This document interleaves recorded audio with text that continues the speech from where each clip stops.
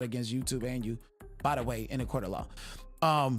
That's why I'm so transparent about it. But people are getting their information from weirdos, right? We see Niket NyQuil, who, in my honest opinion, is a very boring, drowsy content creator. You know, she went out and spent the narrative against me, acting as if and painting me in a false light as like I'm this dangerous person that she needs to file a restraining order against for playing gunshots in my videos when I've done that for years, right? You guys know the story, but you know, they feel like they can tell these lies that are clearly lies simply because they op up and get together and protect one's audience and have a reach that I can't reach into. And so I guess a part of this whole crash out is that it's not fair that you can reach this many people and paint me to be a certain person and have me to fight for my life and defend myself. That's called scapegoating, honestly, because these same people who have said things about me are egregious and atrocious. And we had the one clout chaser dude, North Carolina Beats, who made 19 bomb threats to an elementary school, got convicted for it in the court of law, who got convicted for cyber stalking women 4 or 5 times, 4 times, I believe, in the court of law, and got convicted and went to prison for extortion in the court of law. So these are the people that's telling y'all and making y'all believe that they were somehow my friends and to go along with this narrative that I'm a stalker or whatever. And it's like, are y'all really gonna listen to somebody who has been proven as a stalker in the court of law? Are y'all really gonna listen to somebody who says that I'm a danger and a threat to black women when the mainstream media has reported that about you? I told you, it's like misery loves company. So as true about you, you want to paint that about me because this is your real life. And is accused of stalking women using electronic tracking devices, including an Apple AirTag. He was arrested in January for tracking at least 3 different women without their consent. WRO's Carly Haynes is live in Cary. Carly, you spent the day looking into his background. What did you find? We also connected with different women who tell us they believe they have been stalked by this same man, and what he's charged with using could fit in the palm of your hand. An Apple AirTag. It's used to find lost items and recently used in a crime. Mwinde Omalama Bull faces stalking charges in 2 cities. In Cary, Warren State, he used an electronic tracking device. And so here's your situation while you covering that. A man who threatened to disclose embarrassing information about a local attorney is found guilty of extortion. A judge sentenced Gerald Jackson Jr. to a maximum of 23 months in prison. It's not his first run-in with the law. Chime exists to help everyday Americans make it. When you get paid on your terms, your world opens up. And your people. Cyber stalking. He operated the locally based website and Facebook page, the North Carolina Beat. Sheriff Hans Miller says Jackson has frequently used those outlets to report misinformation and threaten people. I was always wondering, is somebody going to take it a step further and harm somebody because of what he had said? And we don't want that. We don't like violence. We don't like slander. We don't like lies. But the problem is with social media, you know, people can say anything. Miller says Jackson has cost the county thousands of dollars for the bomb threats and other illegal activity in Onslow County. I mean, the last time we seen something like this, specifically like bomb threats, the last time we seen something like that was for like, you know, Wiley, who threatened to blow up a Walmart. And this is your truth. Like, this is what the people are saying about you. Like, these are your actual convictions, sir. Convictions for stalking black women, harassing black women, black men, anybody that you can get you some owner of a on. local news website and Facebook page will spend the next 11 months in state prison for trying to blackmail an attorney. Gerald Jackson of Jacksonville operates the North Carolina Beat. Prosecutors say he tried to extort $4,500 from a Jacksonville attorney in exchange for not publishing alleged personal embarrassing information about him. This was not Jackson's first run-in with the law. In 2016, he was convicted of making 19 bomb threats to Onslow County schools, and between 2017 and 2019 had 4 convictions for cyber stalking. So and you know what this reminds me of? If we all picked at Wiley and said he's crazy for, let me show y'all what Wiley did. He did something far worse than Wiley. The Wiley Show, boom, 3. The Wiley Show, Walmart. Watch this. Like, you did the same thing. Like, I feel like he's not in prison because he may have used like his mental health background or something to get out of it. You know, the Wiley Show, he you know, you guys know the story. So you got the nerve to speak on somebody's mental health.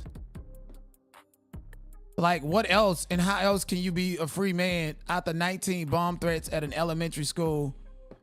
And that just happened in, I think, 2019. Like, you supposed to be under the prison. And like, you keep on making these defamatory videos about me, talking about I'm crying for pizza or $1.50. No, I'm a genuine person. You guys seen Baddies, right? Everybody know that Tasiki can fight, right? But outside of Baddies, you would think she's a sweet, polite girl and don't know how to do none of that. Even she cried. That doesn't take away from her fighting abilities. So I think people conflate my transparency and my ability to be vulnerable to equate to my masculinity, or if whether I'm a skilled fighter or not. And that's a big mistake. I just want y'all to know that. And so, you know, only low vibrational people and people with no class don't appreciate nothing. You know, you ever wonder why somebody would cry just for a Christmas card? It's just a Christmas card. It's just a thought. It's just an idea. It's because that's a tear of gratitude. Or somebody would show gratitude and go above for $1.50 worth of a cup of coffee. That doesn't mean that I'm broke and I'm homeless and I can't afford it. Or because somebody did something nice to you. People with no class, like Gerald Jackson, who can't get a regular job, so he has no choice but to come online trying to figure out how he can make some money harassing people. People with no class, only people with no class would interpret that to be, he's scary. He don't know how to fight. He's gay or she's this and that. Like, y'all have no class, okay? I can go buy a cheap bottle of wine for the richest motherfucker and melt their heart. But to people with no class, marginalized, oh, you gotta buy the most expensive piece of jewelry in order to prove that type of, I can go get a rich motherfucker a cheap bottle of wine, a goddamn cheese cracker tray, and a gift card, and it's been spent under $10, and can get whatever I want from that person simply because I did that gesture. Y'all don't have no class. And for that, I cannot relate to who you are and what you got going on. Okay? I hope y'all understand that. And to everybody who making comments and, oh, he's right, it's class. I'm not no teacher. Okay? I can never be Martin Luther King Jr. Okay? I can never be, y'all have beat the pro-civil rights leader out of me. Bitch, I'm doing this to preserve me and what I love and who love me back equally. That's it. That's it. That's how clink, lock down, clink, clink. It ain't, that's, I choose my environment. I pick and choose that. And from what I'm telling, it can see I'm better off by myself, away from these low vibrational, classless YouTubers. Okay. So, Mr. Jackson, you definitely know that you got reported. Let me see. I pulled up them cause I don't have to watch it. We don't have to watch it either. Okay, my gag and what's funny is the fact that these reports against your black ass is legit. You know, and AI read the video. It wasn't nothing but like a 2-minute video or something like that. It gave up certain things. Talking about these are those failed Hollywood tears. The same tears that could not get him into Hollywood. Oh, that was funny to you. Well, you was reported for marking, harassment, and bullying. Direct ridicule aimed at deny, attacks credibility, ambition, and character as humiliation layered on top of earlier accusations. Okay, reported for that one. And then sustained hostile focus on a named individual. They took these transcripts and pulled up the whole. I ain't watched not 1 second. It ain't fin to. For what? Sustained hostile focus on a named individual. Entire video. Denied is repeatedly referenced directly and indirectly. Allegations escalate from fraud, manipulation, emotional mockery, no balance in language, no disclaimers, no evidence. This qualifies as sustained harassment, not commentary. So the whole video got reported, sir. And this is what the masterminds, like, y'all think ChatGPT is made and created by some of the most brilliant brains in the industry. Mind you, the people that created ChatGPT is right there in Silicon Valley. So you mean to tell me YouTube ain't gonna take this serious? If they wanna utilize AI and the sufficiency of it, okay. So pattern summary, criminal accusations without proof, and that's, again, I don't have no criminal record. So I don't have no criminal accusations for you. I got criminal facts about you. 19 bomb threats, 4 cyber stalking, extortion, went to prison. See, those are facts. Your criminal accusations about me ain't nothing but an accusation, because there's no conviction on my record, sir. So we're going to keep reporting you for that one. Reputational damage, repeated framing, mockery layered onto serious allegations, a clear narrative designed to turn the audience against the not. And that's the pattern. That's what y'all do. Okay, everybody here, y'all can hear me hoop and holler and roast and go back and forth, but everything that this system is telling me, I already knew this. It's just now that I got something.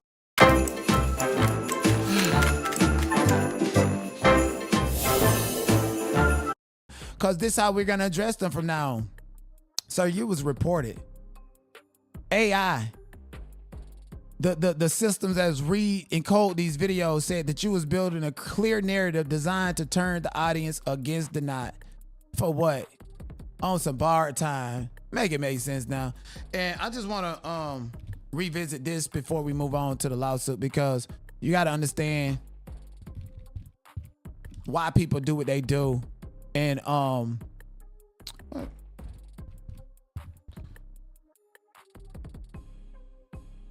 yeah, you just really got to understand why people do what they do and how you can actually address it, right?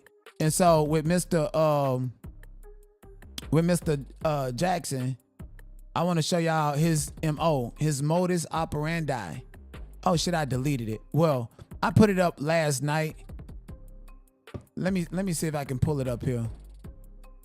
Niggas think they funny, huh? Okay, yeah, this is it. All right. Okay, no, this is when he exposed my private business because I was out there flirting and courting somebody. First of all, they said, let me speak on that too, because I know y'all seen it, some of y'all. He tried to paint it like I'm hooking up with random people and I'm promiscuous, talking about bathhouses. Sir, that's you. What these messages indicate is that I'm not to be played with. Nobody's gonna play with my emotions. Nobody's gonna. First of all, you should be lucky that I even pay any intimate attention to you. And so somebody flirting with somebody who's still calling me and I don't answer the phone, begging me to come over for what? I'm good. I only deal with one person at a time. I mean, I don't stay single for too long, but I already got somebody. Why would I care? So for you to show messages saying that I'm sweating somebody, I done beat up somebody because they didn't play with me. Yeah, that ain't for y'all to know, but y'all want to know? Listen, you want to know? Ain't nobody gonna play with me. Ain't nobody. If you want, I'm telling, like, yo, you want that energy and want that focus from me? All right, cool. Well, you're not gonna play about it. I'm sorry. I'm probably just as crazy as Christian Rock on that level, but none of these people on YouTube has that type of connection with me, and they won't get it. That's why they're jealous. I don't play. Let me tell you, I don't play about my actual health. Like, if I'm clean and we together and you out there cheating, oh, you, what? You understand what I'm saying? I would jack niggas up quick for playing with me. So that's contrary to this narrative that I sell my body and stuff. If you're telling people that I'm hostile to people that I have intimate connection with because I want to protect my actual health and because I don't let nobody play with me, that's my y'all should have the same standards. Talking about I ain't got no morals. No, I got morals. Ain't nobody gonna play with me. And the closer you get to me, the more you will realize that nobody's gonna play with me. And we can be respectful and respect this public persona that everybody lead with or whatever. We can do all of that. So I don't understand how can I be a dude selling my body and stuff if I'm telling one individual don't play with me and I'm gonna check you. You understand what I'm saying? Focus on you. Focus on you. Y'all are the type of punks and stuff, Mr. Jared, that go to bathhouses and shit like that. I can be the type of person to have a deep, intimate connection with somebody and don't see them for months and ain't deal with nobody else in between. That's my real life. That's my real story. You never had no conversation with me about how I operate. None of my intimate business, none of that. That's my private business. And for me to give you a glimpse of it and for you to turn around and spin a whole narrative of it, I'm here to tell you the only reason I let you in on that is because that was my backdoor way of telling you that you would never have that type of connection with me. That's what that was about. But let's get to the text message about your motives. You know, talking about he trying to check my content and what I do, how I title my videos. Talking about he ain't rocking with me putting Nick at Night name in the title.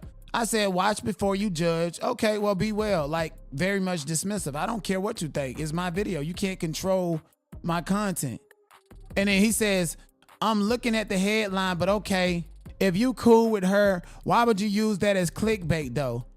I said, watch and learn. There's a question mark for a reason.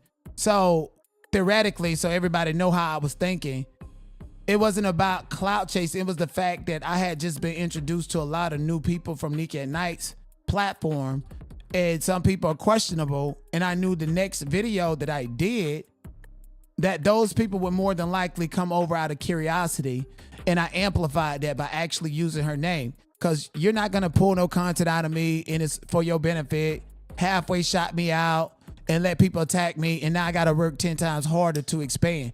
Nick at Night never wanted that. That's what this clickbait was about. They know that. They know that I used her name to lure that same audience that I had just been introduced to. And they had a problem with it. That's all that was about. And he had an issue with that. So I was like, watch and learn. There's a question mark for a reason. My whole MO was not to damage, bash. It was just get these people over here, let them understand my side of the story and understand who I am as a person instead of, you know, who I am when I'm at Nick at Night Quill's platform, you know, out of respect. So that's what that was about. This is what they fear. They fear that they get into a relationship with some content creator and then that content creator is going to use them for bad. You're supposed to use each other. Rather you pushing narratives about fake restraining orders, or rather you just had that person on your channel and that person now needs to somehow reintroduce himself. Where was the malice in it? And I told both of them there was no malice in it. But this is his problem. He said, I prefer to use me as clickbait than her. Like she's really cool.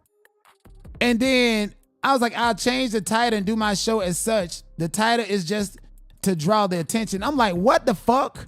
I ain't changing shit. This is why I'm like, bitch, I'm not finna change my title for you. And then you said, I prefer you use me as clickbait than her. Why? Because you a clout chaser. Because you a clout chaser. Like, don't nobody care about you, know nothing about you, want to know nothing about you. Let's keep that a beam, first of all. Didn't want to know nothing about you so bad that I didn't even realize how much of a criminal you was until you played with me. Nigga sit around, back chain, chat messages. 5 days go by, I respond. Now you opping up with a stalker and another loser. You going out sad.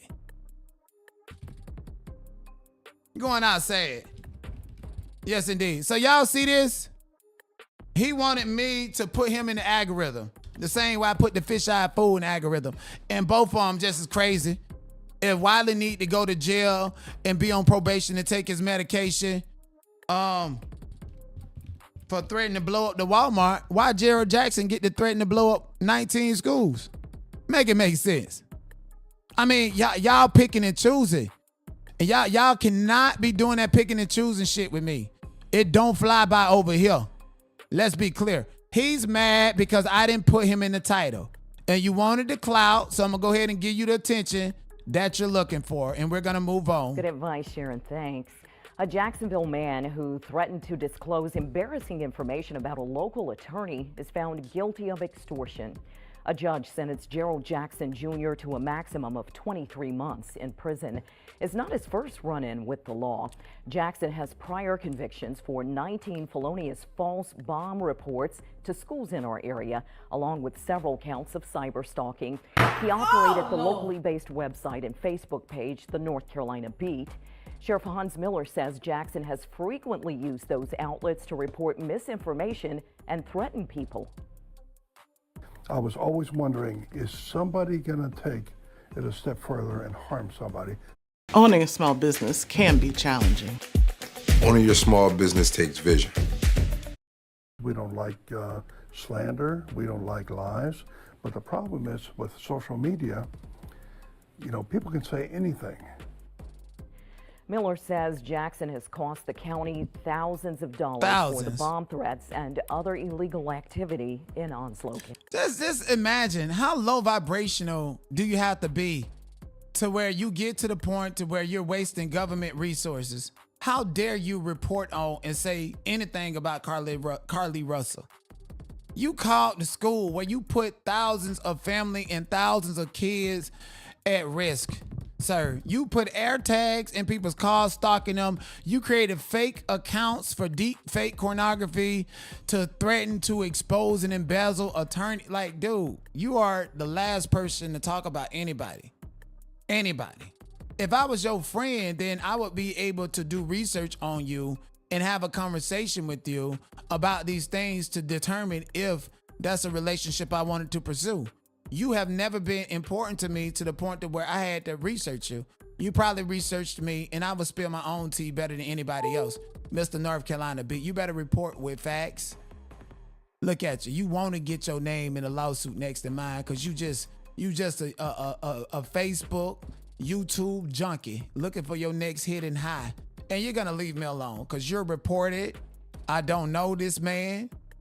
I don't know what this man is talking about. This man that jumped out the window with all his long record and track record. And what I think I'm gonna do just to protect myself, because you're not gonna come to a courthouse and try to get me to do something knowing we both going to jail regardless of who started it. If you want that smoke, let me know when you land at LAX, because you threatened to harm me in real life. And I'm telling you that if I ever see you, that's the only thing that I'm gonna think about. So I will do my very best not to put myself in situations with you. I know you're the type of stalker, cyber stalking for accounts, to do your best to put yourself in situations with me.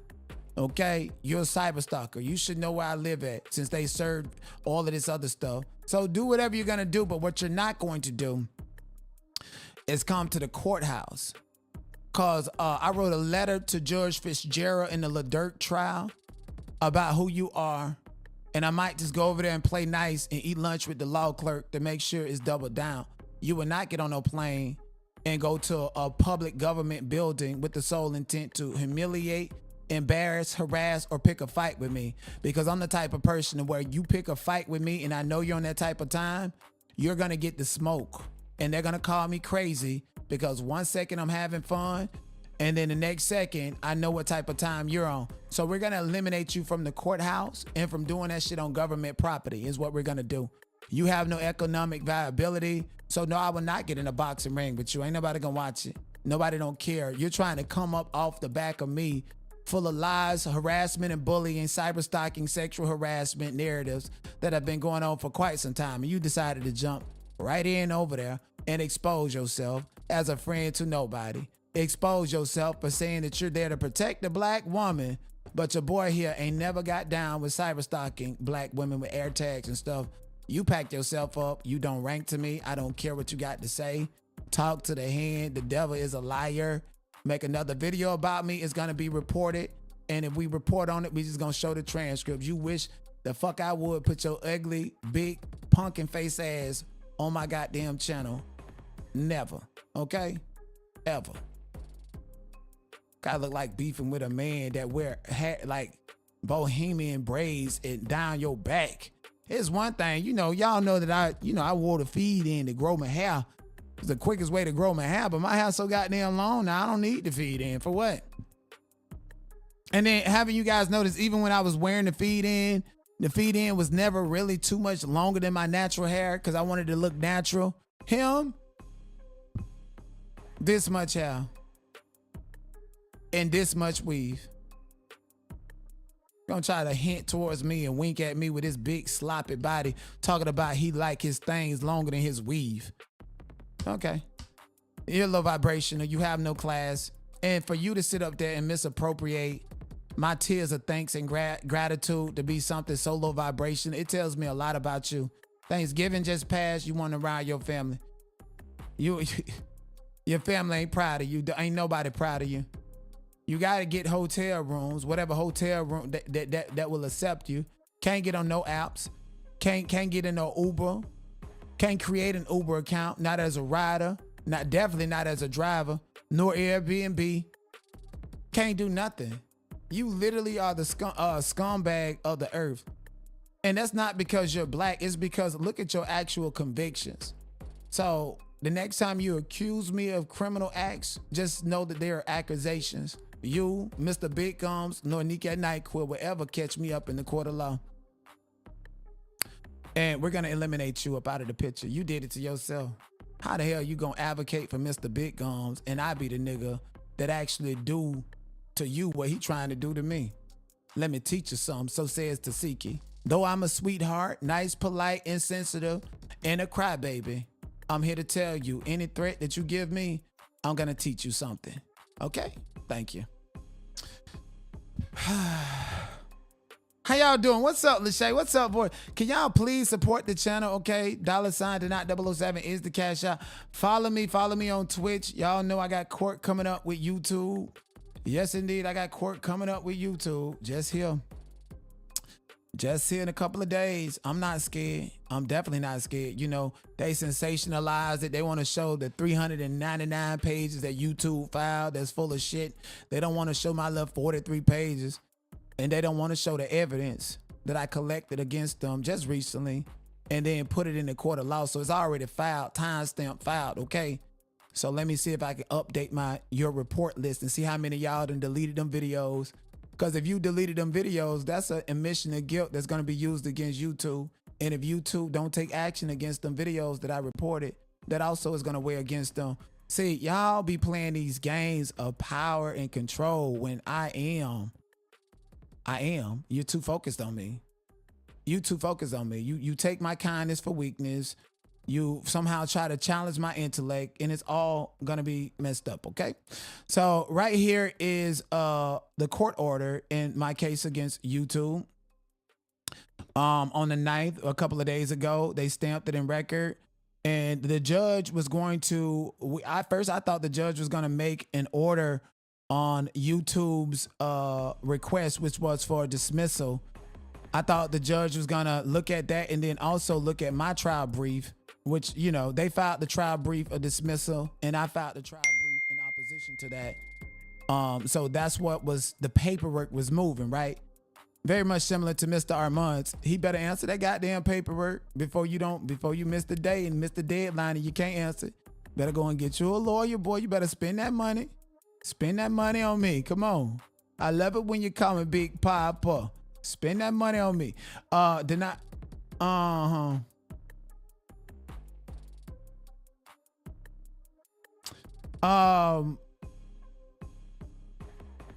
Get you up out of here, incognito. Put incognito on timeout for 24 hours. You need to watch and learn. Don't ask me no questions. Because I hate when people come in the middle of narratives and it look like the person who's defending themselves is actually the person who's wrong. And that's not all the way true. So you need to sit back and go back to the bushes and get out of here. And we'll see you tomorrow. Thank you. Oh, Lord.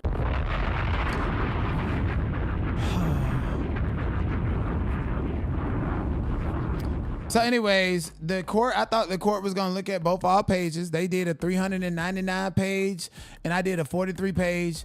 And out of the 399 pages, pretty much the bulk of it was transcripts of me cussing their ass out and saying that Indians run you. Every specialty pizza is just $9.99 when I mix and match? Yep. Treat yourself. The People's Pizza? Treat yourself. Philly cheesesteak? Treat yourself. Ooh, the new... Deserve to be terminated. And then the rest of the pages, you know, so besides 2 pages, it wasn't nothing but me cussing their ass out after they took my channel during the Diddy trial and the community violations. So it was a whole bunch of mama jumba, okay? And then I actually filed a motion.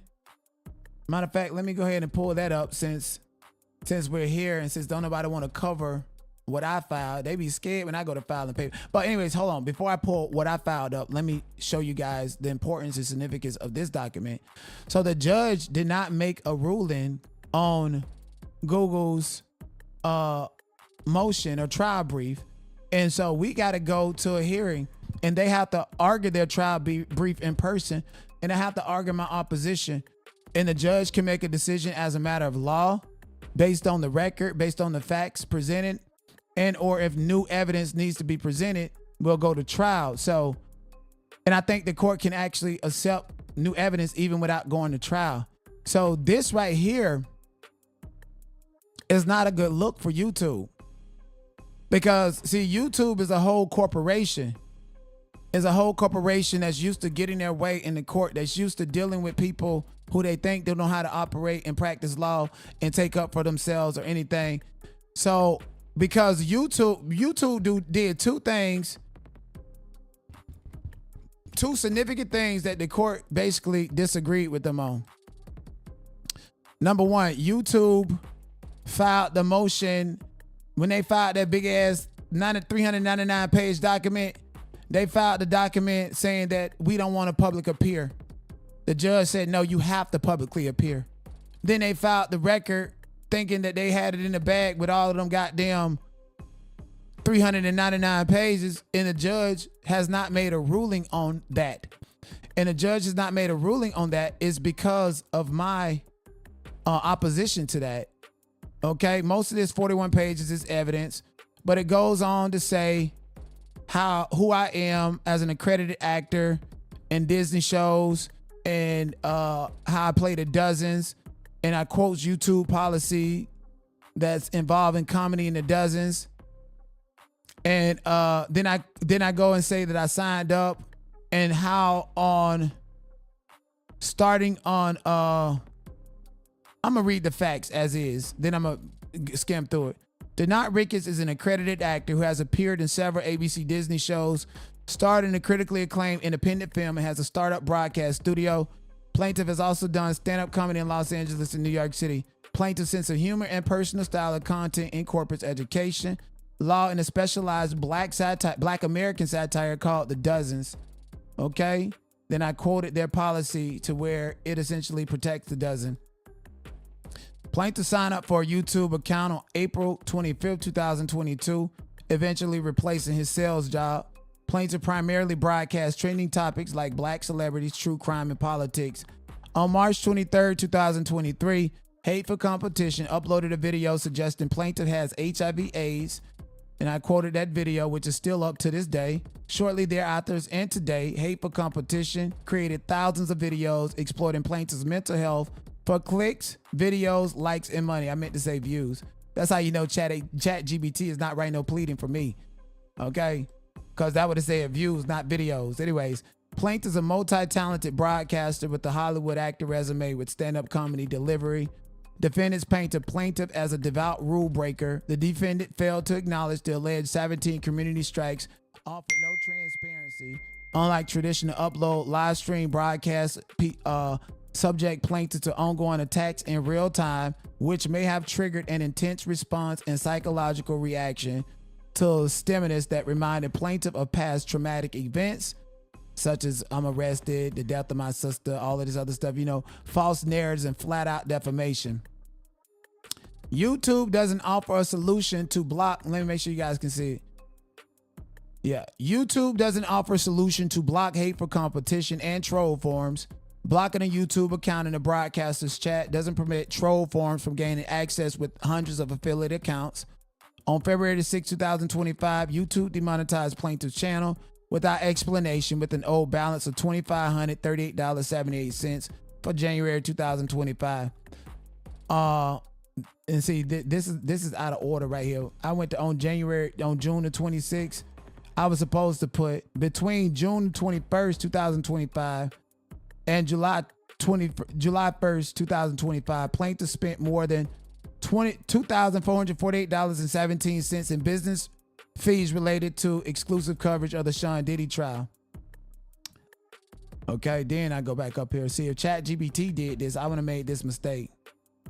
On June 29, 2025, a YouTube representative named Rome informed plaintiff that his YouTube channel was terminated because we have removed the video per our harassment policy as it contains content revolving a mocking, the death, or serious injury of an identifiable person. Plaintiff has adamantly denied the allegations. Further, YouTube has not and cannot provide factual details about the said reports, no time code or the video in question, which inherently means plaintiff does not agree with nor acknowledge 17 lifetime violations. So already I found this document a while ago, months ago actually. Back in October, this document was filed. And if you don't know, I already set the court up. Some of you like, Your Honor, on page 3, it specifically says plaintiff has adamantly denied the allegations. Further, YouTube has not and cannot provide factual details about the said report, no time code or the video in question, which inherently means plaintiff does not agree with nor acknowledge the 17 lifetime violations. So with me pulling up the time codes, the videos and shit in opposition to the ops and those people who's been harassing me, YouTube should be able to do the same things. This is their platform. So that's going against them with my most recent filing especially. YouTube creators have been asked for more transparency around the video and channel removal process. YouTube has shared appeal data, but the info probably isn't going to make a content so happy.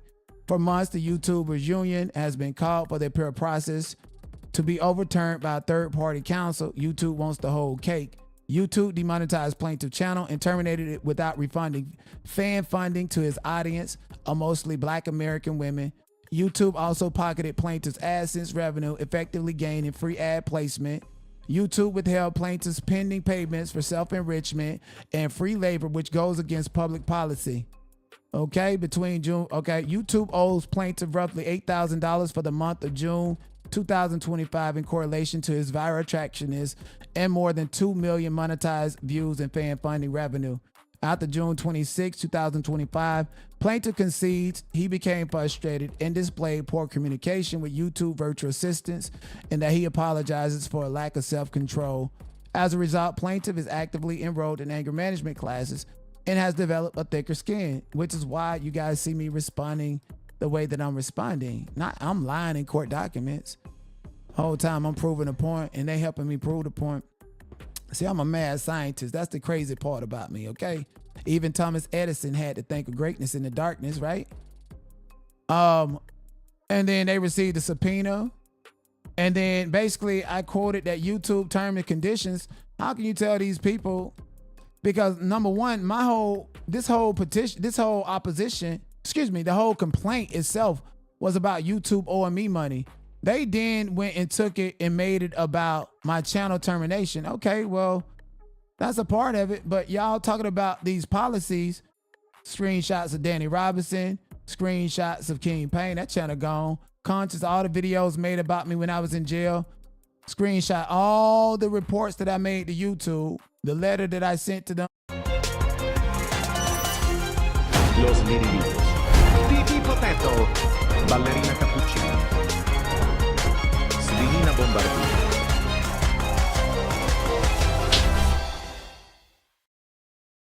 We're Maurice's, and we're here to give you that styled feeling.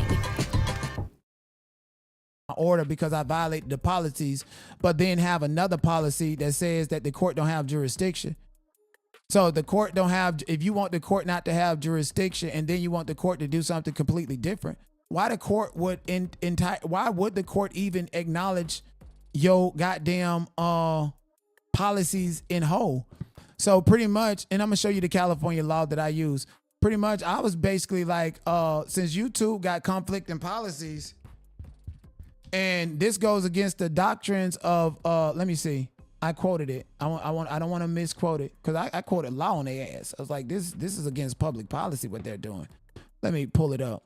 So because you got a policy that says that the court needs to throw it out because of this, and then you got another policy saying the court done got jurisdiction, that's an oxymoron. So I went and quoted the law about public policies right here. This is the law that YouTube is scared of. Google LLC, doing business as YouTube, cannot simply steal plaintiff and its audience's hard-earned money and time. YouTube's overbroad, one-sided, and oppressive decision to withhold pay goes against public policy. The unconscionability doctrine ensures that contracts, particularly contracts of adhesion, do not impose terms that have been variously described as over-harsh, unduly oppressive, so one-sided as to shock consciousness, or unfairly one-sided. All of these formulations point to the central idea that unconscionability doctrine is concerned not with a simple old-fashioned bargain, but with terms that are unreasonably favored to the more powerful party. And I quoted Winston of Contracts, the Tort Law Book, 4th edition, 2010, section 18.10, page 91. This includes terms that impair the integrity of the bargaining process or otherwise contravenes the public interest of public policy, the terms and conditions, usually of an adhesion or boilerplate nature, that attempt to alter in an impressible manner fundamental duties otherwise imposed by the law, fine print terms or provisions that seek to negate the reasonable expectations of the non-drafting party, or unreasonable and unexpected harsh terms that having to do with price or other central aspects of the transaction. Basically, since you got policies that you, number one, that I claimed in the petition, you don't equate equally across the board. Number two, you got policies that because of your monetization policies, you don't owe me no money. And then you got a policy saying that this court don't have jurisdiction. You have offended public policy. So all of YouTube policies are going to go down the drain when it comes to me in the court of law, especially given the fact that I claim that they're negligent, and given the fact that I claim that, you know, my behavior that was reported was pretty much an emotional outburst from the substantiated harassment and bullying that YouTube has allowed to happen on their platform. So I kindly submitted a declaration with updated reports, and what YouTube cannot do, I actually did, which was provide video URLs, the actual policies that the said videos violate, calling me demonic, psychopath, need to go take your medicine, you got HIV AIDS, and most importantly, the first video is the one from 2023. And if you look at that video, are you taking your medication? You got AIDS, psychopath, demonic, homosexual. That's the same rhetoric that has been completely propagated, reinvented, spent, used as a scapegoat mechanism for multiple content creators all the way up until today. So if the court wants to judge me based on YouTube policies, then YouTube also can be based on your policies. So how about we just get to the money and throw all of this shit away? Or if you want to talk policies, look at all your policies and all these people whose videos are not deleted, who still get paychecks from YouTube for doing to me more egregious shit that you said that I did to anybody. And not only that, one video got 8 strikes in it. And you saying I got 17 strikes, but I can show you 8 strikes in one video and a total of over 60 strikes on multiple different channels that you have not applied your policies the right way towards. So for everybody who's been making videos about me and has made videos about me thinking they're safe because they throw them behind membership, I've reported those videos. And now you're in the chokehold because same people I reported the videos over, I know you'd be like, Denat, why you always showing your hand? Why would you send them to it? Because I want them to delete the videos before YouTube can see in the court of law or before YouTube spiders determine. Either way, it's going to be used against them. If the videos are still up in YouTube, they make no action, the judge is going to see all the egregiousness within those videos and realize that YouTube is not applying their policies the right way. If you delete the videos, it tells me that you know that you've been in violation of the policies and that you don't belong to have a platform and you should not be doing what you're doing. If YouTube delete the videos between now and Tuesday, it also goes ahead and show that they know what's going on. So either way, YouTube is in a chokehold. Does that make sense to y'all? Okay. And it is a virtual hearing. And I want to say this too, because one of the reports that came up was Ms. Robinson was like, you're suing YouTube. You're not even supposed to be here. How dare you? Well, in my request for orders, I specifically, I don't know if they're still here or not, I specifically showed receipts of y'all making the videos when I was arrested in jail. I didn't have no channel. That's an operative fact. And I was not able to respond. And y'all still talked about me every day. So whether I'm here or not, y'all are still using me to scapegoat these YouTube policies to enrich yourself. And you're getting money from YouTube. That is not right. I don't mind leaving YouTube for Twitch. People gonna follow, but you continue to drive my name to the dirt, speaking all of this hateful rhetoric that has started since March the 22nd, 2023. Repeat every day for years. Like, y'all lucky that I'm strong enough that I didn't go and off myself. And by the way, Mr. 82 video got reported last night when they was telling me to go jump off of a bridge. I reported all of that. So who's really the victim here? Mr. 82 bragged about getting rid of my 60K channel and it gained more subscribers than Mr. Big Gums at the Diddy trial in a short amount of attention in a short amount of time with no authorityship. That's fake. Bought by a city over there. Jealous. That's why you took the 60K. Took the 20K too. You bragged about all of that. And for some reason, y'all thought I was supposed to lay down and roll over.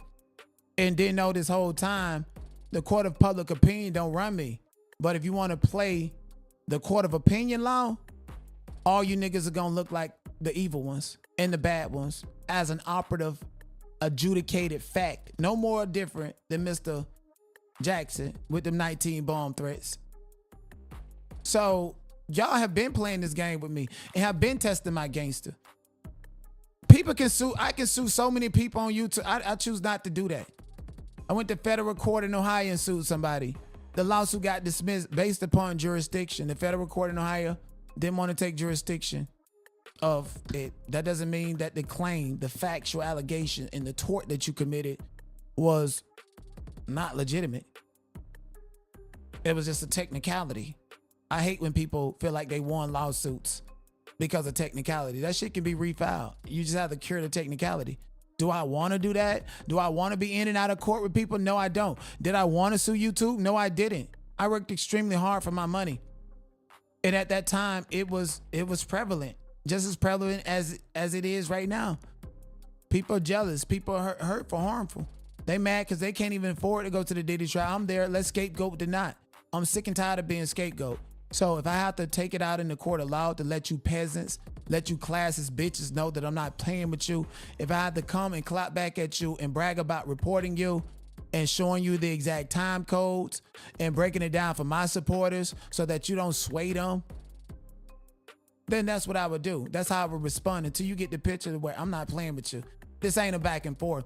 And so on that note, I do want to make a special announcement.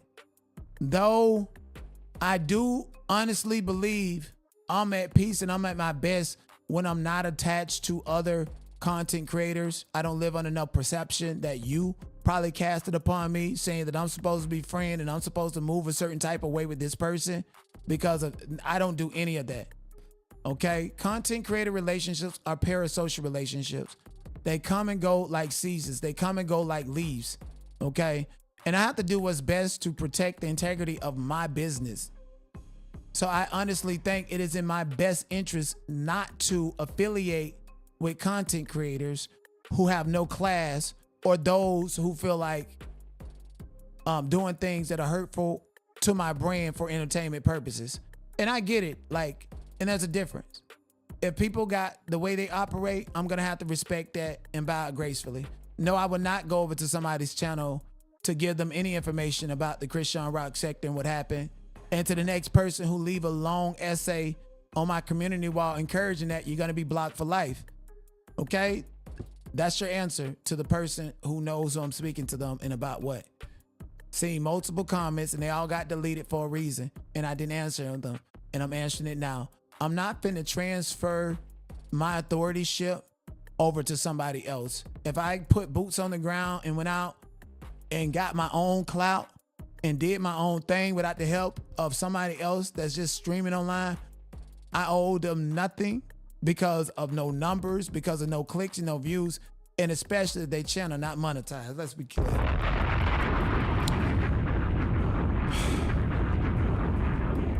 And, you know, I would not be visiting people's platforms that you guys see me on just to respect my brand and my integrity and continue to go into the trajectory that I want to go into. Okay? It's so hard to stay focused and stay positive. It's easier to fall into the negativity because honestly, we as people, especially Black Americans, have been compelled to fall for that shit all the time, right? So I would not go on nobody's platform who don't respect me enough to the point to where they have a stage full of people to attack me or they know the history. At Vistaprint, we print signs so people can see your brand up close. But we also print signs so that people can see your business here. See it here and see it here. To abate this separation in this ideology that this person does not have the right to speak on me and this person is a stalker and disgusting, sexually harassing me and stuff. I'm not gonna let nobody play in my face. And although I don't have a problem with anybody that dropped a link or did an exclusive interview with me, and you know, because I'm a nice person, I want you to be able to control your channel the way that you control it. But what you're not gonna do is bring a notorious stalker up to attack me just for a moment so that you can have something else to live and speak on and go ahead. It's counterconductive to my brand and my likeness. So when I seen that, it's just not the type of respect that I want, desire, and demand. And the type of respect that I want, desire, and demand can only come from me. And it can only come from a peace of mind. So I'm letting all content creators go. I'm letting everybody go. I don't trust you with my secrets. You don't trust me with your secrets. I don't care. You don't have none of my secrets. And if you do, it's tedious. You don't know shit about me. Oh, he ain't got no soul. You look me in my eyes, it's a lot. I am a full, wholehearted human being, okay? And not everybody can go with me. Not everybody can tap into the core of who I am, and they should not. And this is online. No parasocial relationship runs me at all, okay? So just because I don't collaborate with somebody does not mean that I have a problem with them. It means that collaborating with them is probably not in the best interest of where I'm going in my trajectory, moving on. And that's to everybody. Thank you. All right, let me get to a couple of these comments before I get to some trendy stuff. These situations that you're going through will allow you to grow. Thank you. I appreciate that. Who is that?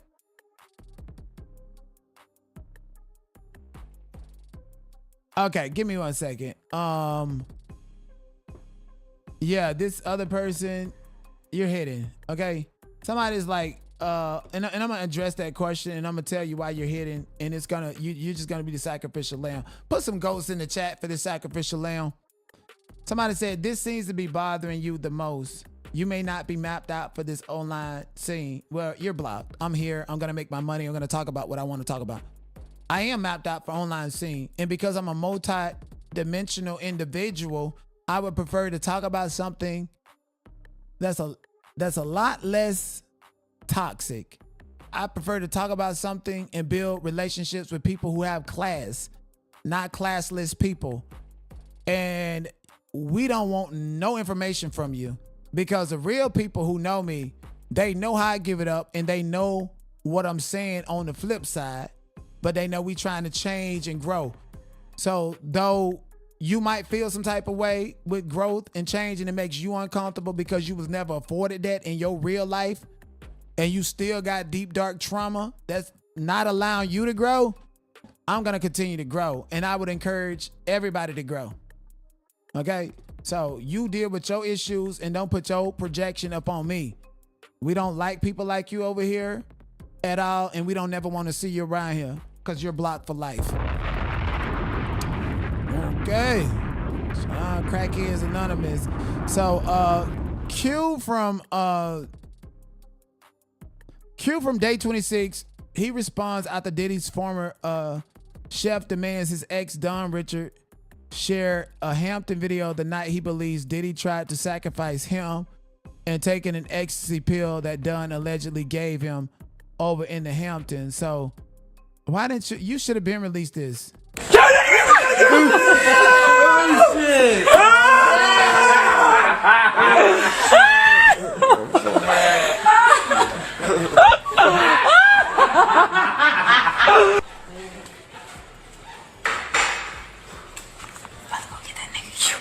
Hey yo, we about to go downstairs and get Q. Everybody come on.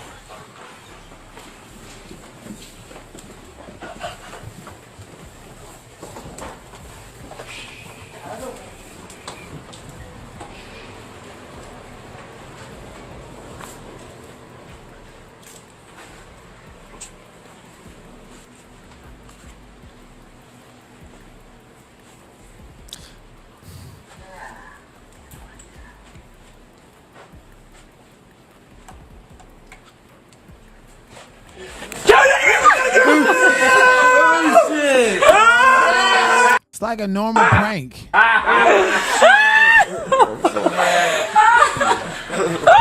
I don't see anything nefarious in this video at all. It's like a normal prank. If anything, it just tells me how childish Diddy is and what he do. And this is the night he took an X pill. You didn't look like you was inebriated. You look like you was asleep. Because if you was on an E pill, your ass wouldn't have been asleep. So, you know, everybody know. You can go and do the research. Go and do the research, you'll see. I mean, like, well, earlier in my days, early in my days, right? College days, people, this just look like college days. There's nothing nefarious here. I feel like, what does that prove? It don't prove anything. It proves that you was just chilling and you was asleep. And they just woke you up like a prankster. That's it. Like, this is the type of stuff that they show. They try to prove that this man deserved to be hit up with racketeering and RICO. You would think you saw Diddy in the Bahamian Groves, how they talk about him.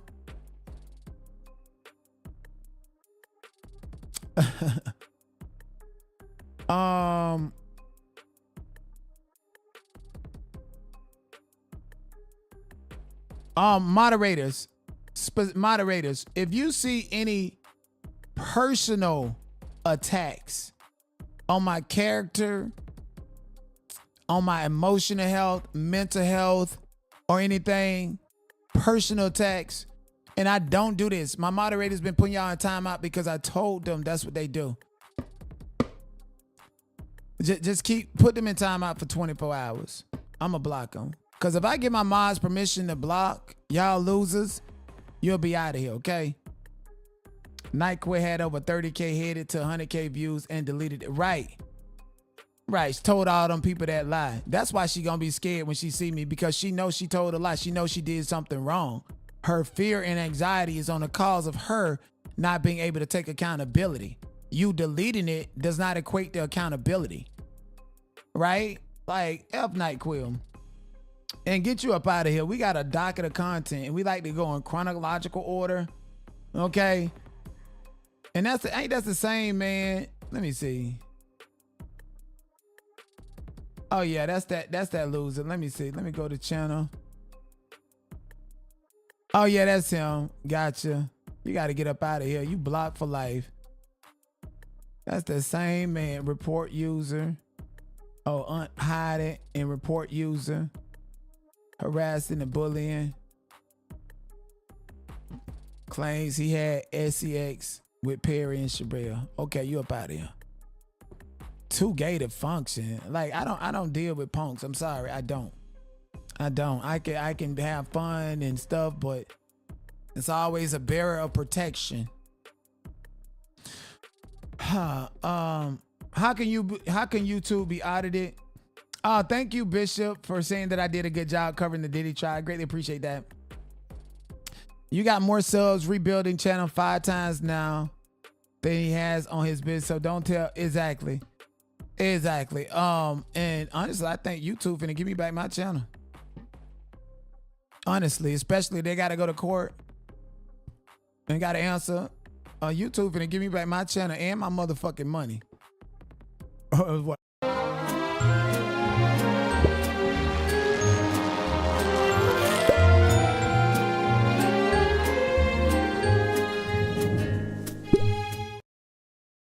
In New York, a man decided to get out of his car and confront this guy in his truck. And he was pow in broad daylight by an off-duty police officer. I don't have time for road rage. First of all, I done lost too many family members in car accidents. I ain't got time to get out my car and argue with nobody about nothing.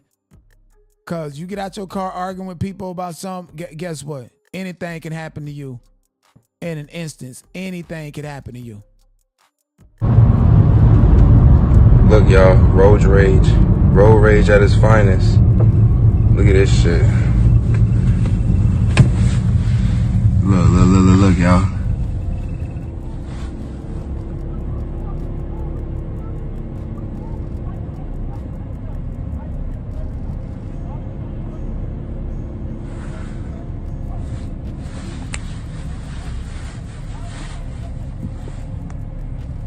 Come on, bro. Can y'all niggas hurry up?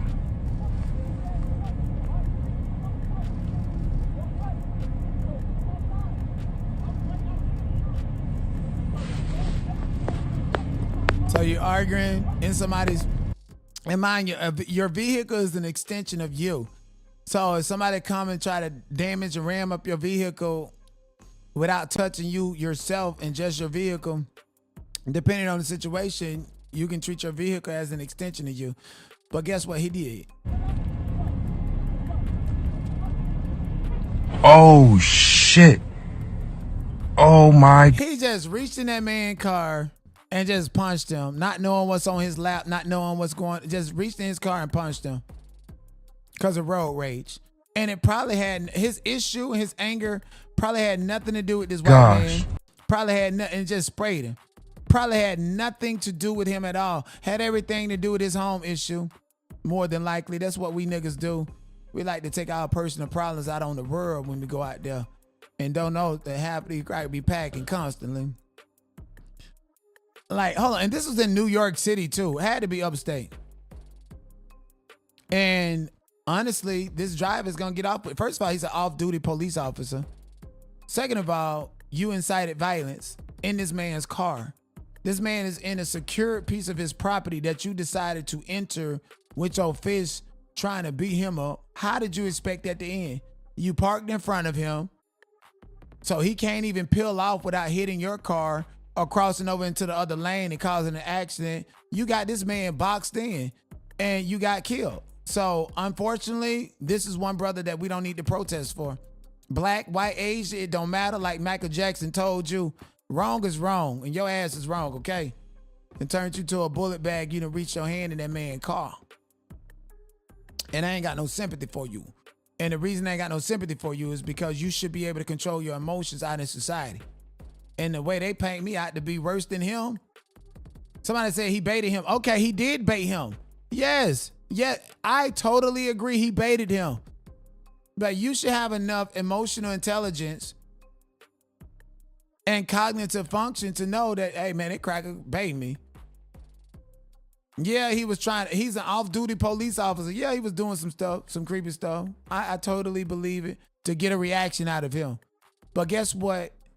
People cannot control. They can't control how you respond and how you react. They can't. He could have pulled over to the side and let the truck pass him. Problem solved. Going on about your day. Now you can't even go on about your day. Again, I feel like that man had his own demons following him. You never let your issues at home, don't let it follow you at work, don't let it follow you at school, don't let it follow you in the car. You're cognitively impaired when you're driving to the point that, well, some loser can just push you over the edge and do some stuff and gag at you and set you up. Yes, I believe he set him up to be killed. But guess what? Police officers been having telepathy ever since Terry versus Ohio. That's a 1967 court case that started stop and frisk. He's an off-duty police officer. So you know he probably already know how he gonna respond. And he gave him the reaction that he was looking for. That's like Mr. Armand Big Gums coming to court being right next to me, orange leaf, trying to get a reaction out of me. I have to control my impulses so I don't give you that. Now, if you conceptualize in your brain that I would have done something to you, then hey, that's how you feel. I don't care. I didn't do that to you. And if you feel like somebody's a threat to you, then why would you put yourself in a situation next to them? Why would you put yourself in a situation where you're dumb to get out of your car, come back to that person's car, that person's in their car the whole time, they're calm, antagonizing you, don't know these people got the thing on them. Get up out of here. Sorry, he ain't finna get no justice, no peace. Not at all. He reached in the car, and you know, I'm sorry, I'm Black American, but the way they done treated me on YouTube, I'm starting to be scared of black people at this point in time. No pun intended. I'm talking about the ones with no class that'll jump out their car and think that they can assault you. The ones with no class that'll meet up with you and exploit you and think it's funny. Like, nah. And think it's content. Think they deserve a paycheck for harassing you, for trying to knock you down. Tell you the crabs in a bucket. I'm scared of them. I'm scared of crabs in a bucket. I'm scared. I'm scared of people with that mentality and the way that they act like that. I'm sorry. And if you want me to be a crab, I'm gonna be the Tasmanian devil one. And so since I can't, we gonna keep it PG. But moving on. Even immigrants scared, child. A woman calls for ICE to deport fast food worker for speaking with Spanish accent. Trump sending y'all back with quickness, she screams. I was born here, an American-raised citizen. How dare you come here and disrespect me? You're not even supposed to be in this country. The incident occurred at Jack in the Box located in Ventura, California. Damn. I got a cancel order. Oh, thank you guys so much.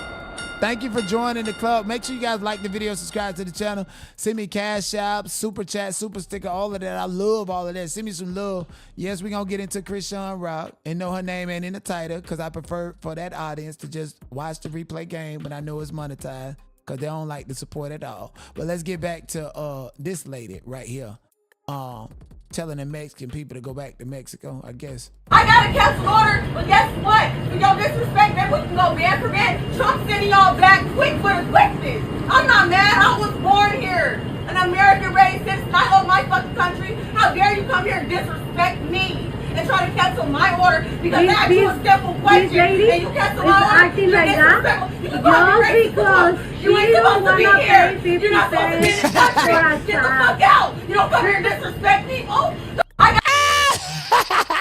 hold on, I gotta laugh. Oh, man, forget Trump sending y'all back quick for the quickness. I'm not mad. I was born here. An American-raised citizen. I love my fucking country. Look at her How face. dare you come here? Wait, look how serious she. Hold on, I gotta blow this shit up. She's serious as a heart attack. All right, there it is. Okay. Disrespect me and try to cancel my order because I asked you a simple question and you cancel my order. Acting like that. You can call me racist because you ain't supposed to be here. You're not supposed to be in this country. Get the fuck out. You don't come here and disrespect me. Oh.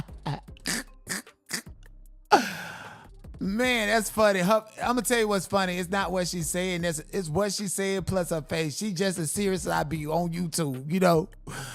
God damn. Get the fuck out. Get the fuck out. Get up out of your truck. That's funny. But what's crazy is the fact that she ain't got this type of power. Let's run in here. For what? Well, there's Kitchen cleaning, home decor, rugs and carpets, even floors, food and candy, toys and games, health and beauty, household names, patio and garden deals, outdoor arts and crafts or steals, all things sporting here and more. Even electronics. Required you to go viral. They call you racist, all for some Jack in Box. I ain't even gonna lie to y'all. I've had moments to where shit, I done said some shit like this just because I was mad, having a bad day. At least I ain't that nigga that pulled up, got out my car and got sprayed out in the streets. At least I wasn't like that. But this woman clearly has issues that has nothing to do with Jack in Box and this lady right here. She probably tired of her baby daddy beating her. She probably tired of spending her money. She probably mad because she had to spend her last little bit of money on the Jack in the Box. You know, so all of this anger and energy has nothing to do with her. Like black people and people as a whole, but my people specifically, because I've seen it. I've been in this situation myself. Like, we have got to figure out how to have emotional control out in public. Like on YouTube, bitch, I ain't got no emotional intelligence. I'm finna give you the naked truth. Raw dog and all is on YouTube. No, I'm gonna be animalistic. And so that's why I'm laughing. I'm like, but this is a real life incident. Like, why would you want this type of publicity? Yeah, it's already bad enough they say niggas are repulsive. And I think she just proved the point of something. Let me know what y'all think in the chat, gag order. Moving on, Providence police. There was a shooting at Providence University. Let me see if I can actually find some video on this. 1 second.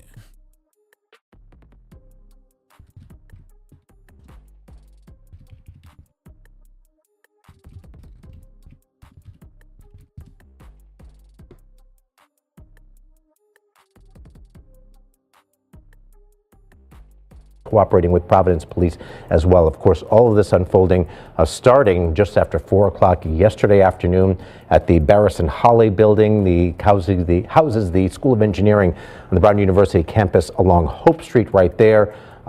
2 people dead, 9 others in critical condition at this hour, but we're told they are stable. We don't have any idea on the identities of the victims, whether they were actually students or what relation they had to Brown University, but obviously being in a building where there are labs and classrooms at the time, and this is final exam period, we can safe to assume that they are somehow connected to the university. But we don't want to speculate on exactly the identities of them at this point. We do know there were some exams scheduled at that time throughout the building as well between the hours of 2 and 5 p.m.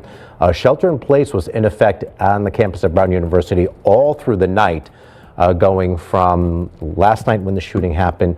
It was lifted just a little over an hour ago, about 5:45 this morning. Brown issued an alert, a statement saying that the shelter in place had been lifted. We do know that about 500 students were staying at a Brown University athletic complex overnight as a shelter.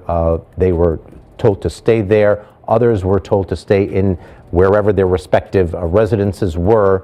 Our crews on scene, we have Abby Budakvoli and Miley Levine, who are on the campus of Brown University throughout the morning, starting at 6 o'clock this morning. And Abby did speak with a student who said that he had just woken up, had learned that the shelter in place was lifted, so he was able to leave his residence, and he was going to continue on his day with his studying, but he was still trying to digest the information and figure out who was involved in this situation as well, and whether it was anyone he knew. Obviously, that campus just devastated right now to learn this. We still don't know the identities of the victims, so a lot of people may be wondering, do I know someone who was in that building who was one of the casualties involved in this mass situation, a mass shooting on the campus of Brown University?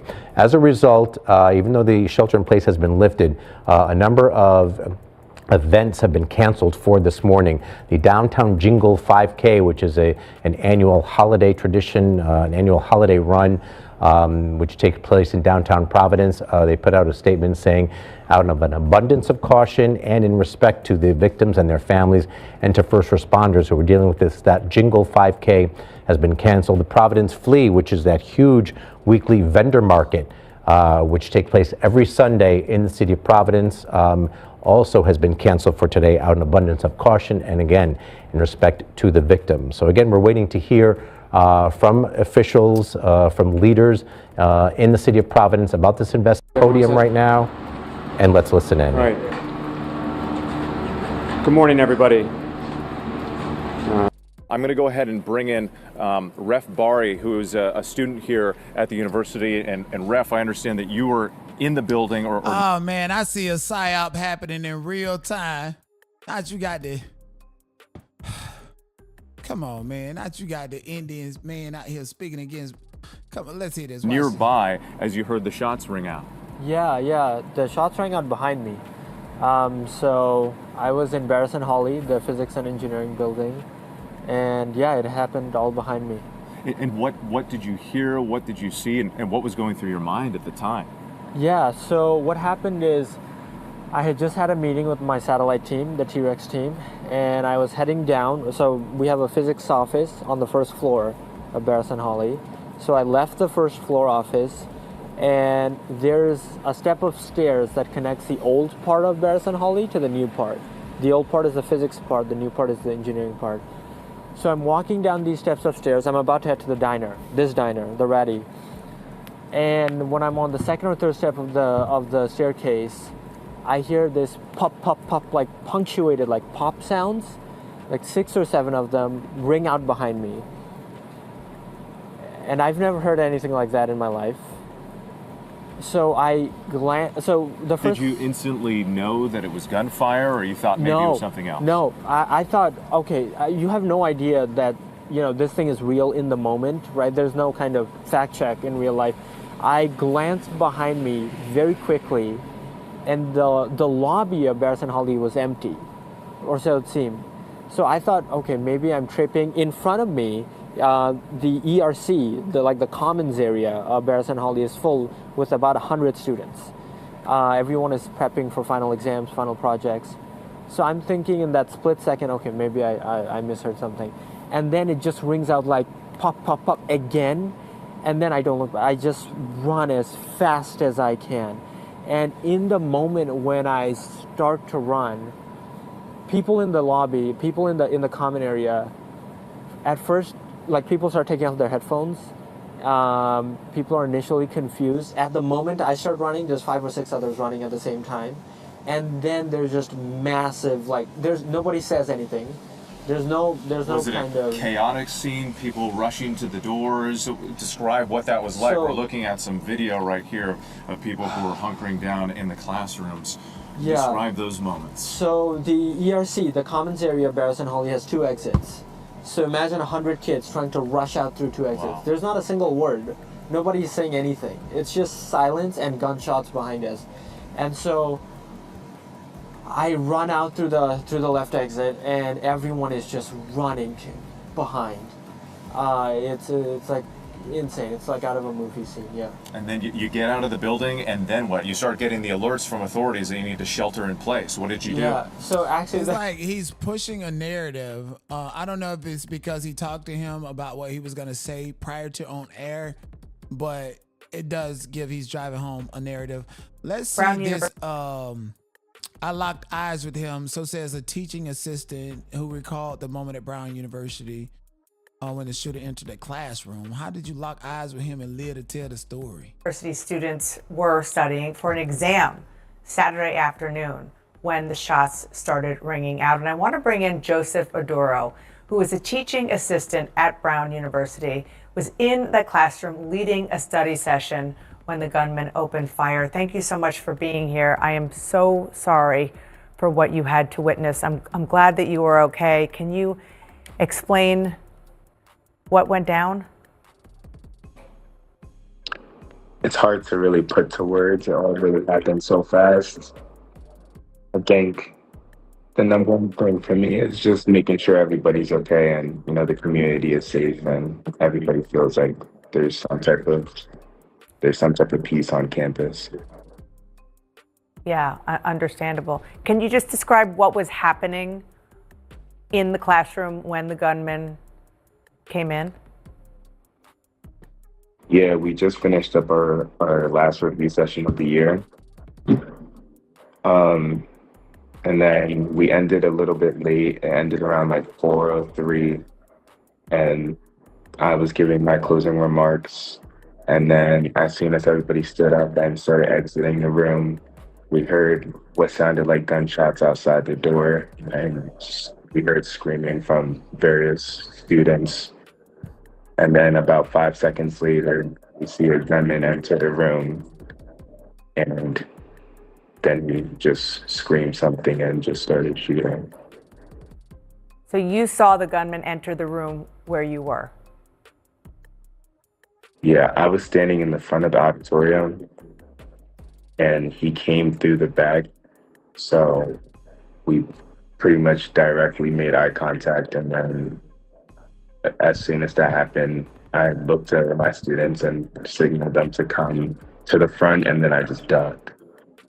And was the gunman shooting when he entered the room? No, he came in, pointed the gun, and then he screamed something. I don't know what he said, and none of the other students know what he said, but yeah, then he just started shooting right after that. So from that moment to the first gunshot, it was probably around 5 to 7 seconds.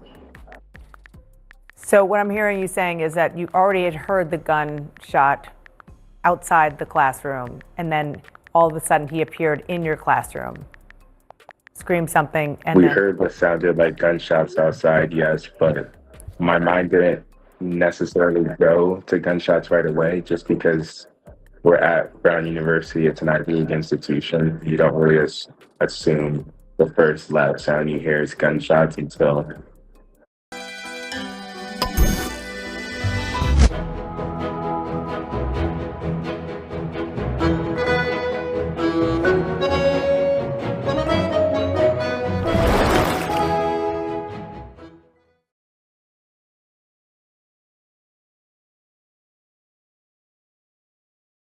Chime exists to help everyday Americans make it. When you get paid on your terms, your world opens up and your people start to find you. as soon as he started shooting, I just wanted to make sure that the rest of the students and I were safe. And then from the time that transpired, I made sure to call 911 and DPS. And I tried to let them know the situation, but with it still being extremely fresh and it honestly feeling like super unreal, I couldn't really explain any real details other than that we were in the room of Barrison Holly 166 and I was with around 20 students hiding behind that desk. So it was mostly just mumbling, trying to get as much help as I can. Around 20 students behind one desk. Can you describe the sort of physical layout of where you were a little bit more? Yeah, so the desk is probably a length of around 10 feet or so, and we all just hid behind it as best as we could.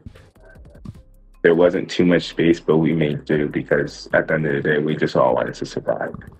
And was he shooting towards you? He was shooting. The first couple gunshots went straight to the chalkboard, exactly where I was standing. So who knows, if I didn't duck, maybe I'm not here today. That's something we don't know. Did it appear indiscriminate, or did it appear that he was looking for somebody? That part, I'm not too sure. As soon as I locked eyes with him and his gun, I immediately looked at my residence and dropped down, and I didn't look up until DPS was here telling us that everything was going to be okay. Do you have any sense of how long he was in the classroom shooting before he left? It honestly felt like an eternity, so I don't know how long. Time just went by. Were any of the students who you were trying to protect injured? There was actually a girl who was sitting right next to me, She had 2 bullets in her legs, and she's currently at the hospital right now. Wow. What's her status? How is she doing? Do you know? I left the hospital yesterday, so I don't know her exact status, but I gave her a call yesterday, and she was in good spirits. And I know her surgery is taking place this morning, so I'm just praying that her surgery goes well. Did you have training for this? As much training as you could possibly get when there's an active shooter. You're never going to be prepared when it actually takes place. So I just wanted to make sure that I was okay and everybody else was okay, and I did that the best way I felt like I could. I mean, you're 21 years old, is that correct? Yeah, I'm 21. So you are a teaching assistant, rather, a TA at an Ivy League institution, as you said. You didn't expect this. Sadly, though, you are part of a generation that is all too familiar with mass shootings. Unfortunately, yeah, that's just the society we live in today. Yeah. How are you doing?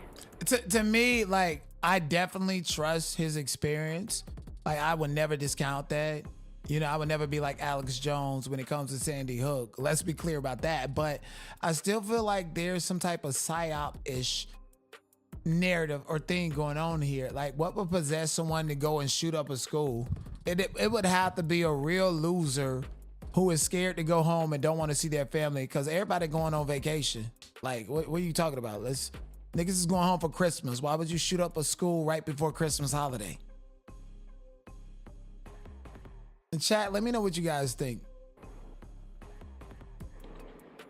Honestly, my heart just goes to the students that didn't make it out that room, and the students that are in the hospital right now.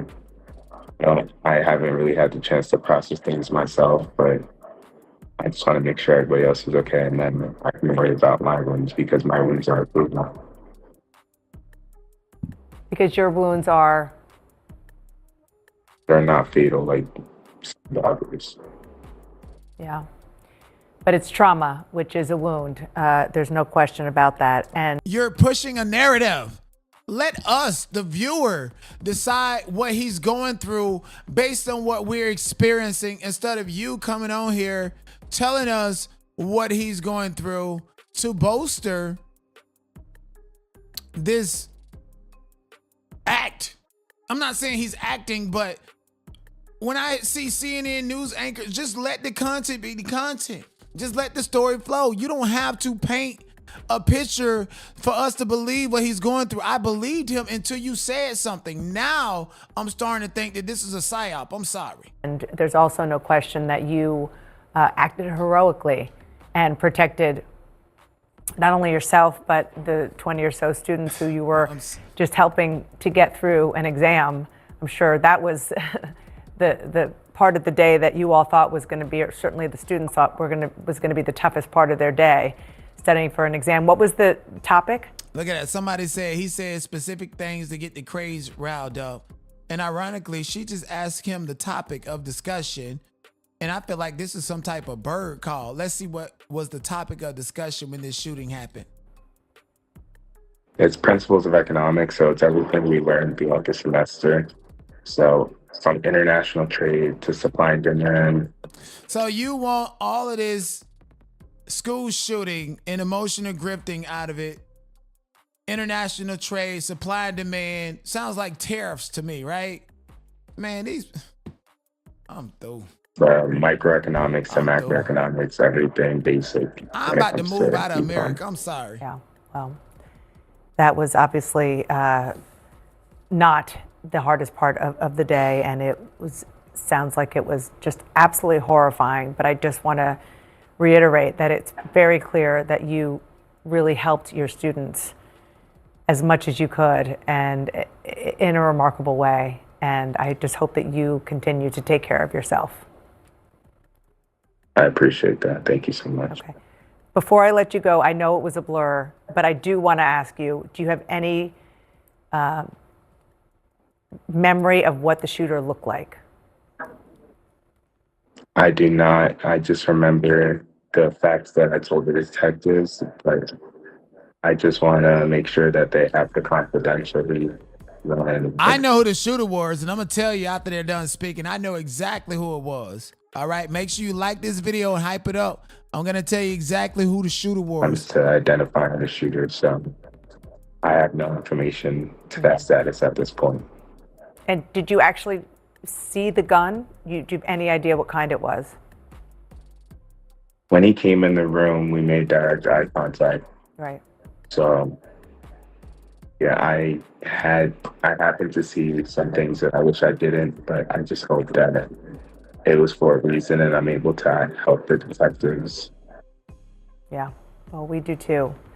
Thank you so much for coming. Yeah, it's giving psyop to me. It's giving psyop to me, honestly. I mean, you got to understand what just happened.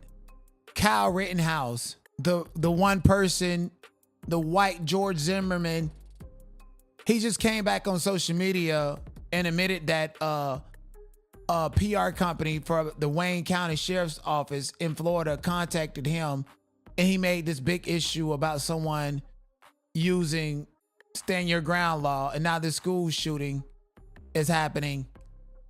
And we're going towards this narrative and trajectory about school shootings in the Second Amendment.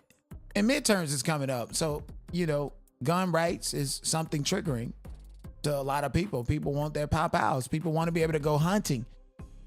They're bringing up all of these social issues to bank on and to ride on during the midterms. Republicans, remind you, the midterms is really about who control Congress and the Senate in the states. And so that's what's up for debate rather than just the presidency. And if too many Democrats control the House and the Senate and Congress, that leaves Trump more and more vulnerable. This is why Kyle Rittenhouse came out of hiding just yesterday and tried to sound the alarm on the stand your ground law from the PR agency connected to Wayne County in Florida. You ain't even in Florida. That's why we know you George Zimmerman 2.0, trying to regulate what's going on in Florida. And now this school shooting, and don't nobody know who the suspect is, and we got a person of interest in custody. I tell you what, I know who shot the school up. It was Tyler Robinson. Yeah, it was Tyler Robinson. I believe it was Tyler Robinson. They lucky ain't nobody get shot in the neck this time, right? Anyways, what's up, Deanna? Welcome to the Mod Squad. Oh, that's interesting to not exactly.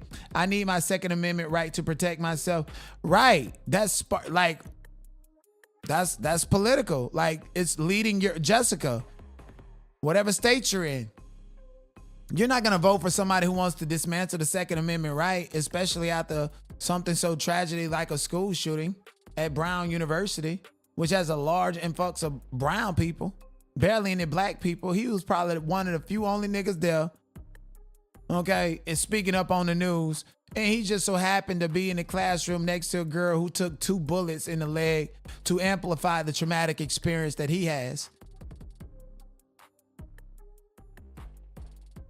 Usually it's called black magic, like Whoopi Goldberg and Ghost. You know how they use black people to go through all the trauma, to be the median for all the pain, stand out that bitch like Michael Jackson and take the bullets for the white girl. Them bullets weren't supposed to be in her legs. It was supposed to be in you, nigga.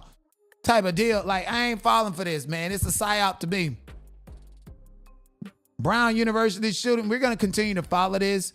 They said there's an alleged suspect in custody, but they have not released a name, any identity, or so.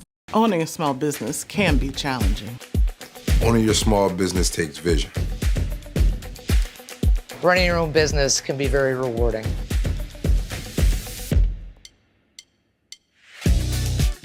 Business.nj.gov has so many resources I wish were available to me when I first started my business. Advice, information, and registration. It's all right here.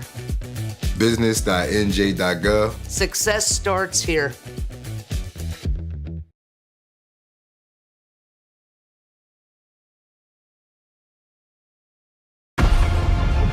I need to go further to uncover the secrets of Atlantis.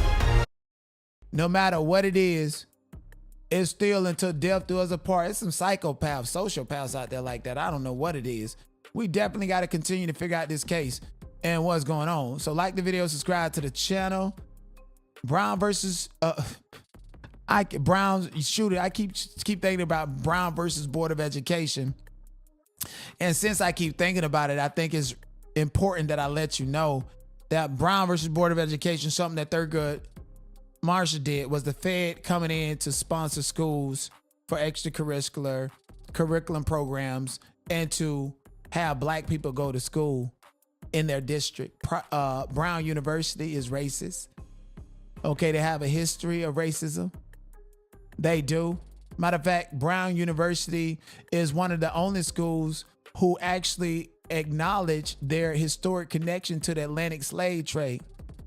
Why do you think it was important to get an Indian immigrant up there to speak about the shooting and to get a black person to act like he was victimized, to take out race, to undercut immigration, to separate the issues, but at the end of the day, they're going to figure out a way to intertwine it. So we're going to see Donald Trump coming up here, verbal diarrhea, like as always. Midterms are coming up. You're going to see these state officials. You're going to see people like Jasmine Crockett speak on what happened at Brown University, even though it's not even on her turf, when she refused to speak on something like Austin Metcalf and Carmelo Anthony, which happened on her turf. When Jasmine Crockett wanted to be the Senate during this midterm and she refused to speak on how Hot Wheels got rid of critical race theory even before Ron DeSantis did down in Florida. How racist can you get? Because I'm a multi-dimensional individual, I like to cover everything, and I know you guys love it. And let's go ahead and transition into the Christian Rock stuff. Play that shit on TNT.